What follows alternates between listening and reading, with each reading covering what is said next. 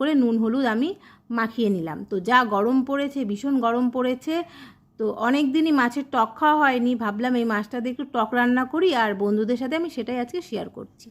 তো তেঁতুল দিয়ে নিয়েছি, আর তেঁতুল দিয়েই টকটা করব। আর তার জন্য আমি এখানে পাকা পাকা যে কাঁচা লঙ্কা, সেই পাকা পাকা কাঁচা লঙ্কা, টমেটো একটা পেস্ট করে নিয়েছি। তো দেখো একটু কড়াতে আমার তেল দিয়ে দিয়েছি, তেলও গরম হয়ে গেছে। তো সেই মাছগুলো আমি অল্প অল্প করে ভেজে নেব, যেহেতু ছোটো মাছ একবারে দিলে মানে মাছগুলো ভেঙে যাবে। তো অল্প অল্প এইভাবে অল্প অল্প অল্প করে দিয়ে মাছগুলো সব ভেজে দেখো তুলে নিয়েছি।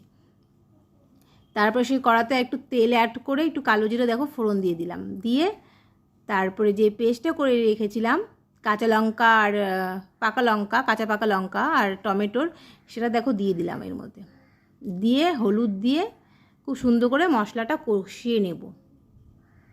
আর দেখবে গরমের মধ্যে শেষ পাতে একটু টক হলে খুব ভালোই লাগে। তো সাথে আরও ডাল হয়েছে, আলু ভাজা হয়েছে, শাক হয়েছে, তো সেগুলো আর দেখালাম না। সেগুলো প্রতিদিনই তো হতে থাকে, আমাদের কিছু না কিছু তো রান্না প্রতিদিনই করতে হয়। তো দেখো মশলাটা খুব সুন্দর করে এইভাবে লাল লাল করে কষাতে হবে যতক্ষণ না তেল বেরোয়। তো দেখো মশলাটা আমি খুব সুন্দর করে এইভাবে কষিয়ে নিচ্ছি। আর তোমরা এইভাবে কেউ টক করো কিনা সেটা কমেন্টে অবশ্যই জানিও।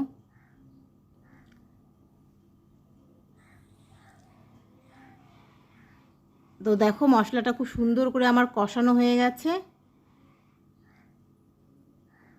কষেও গেছে। তো তোমরা আজকে কে কী রান্না করছো অবশ্যই কমেন্ট করে জানিও।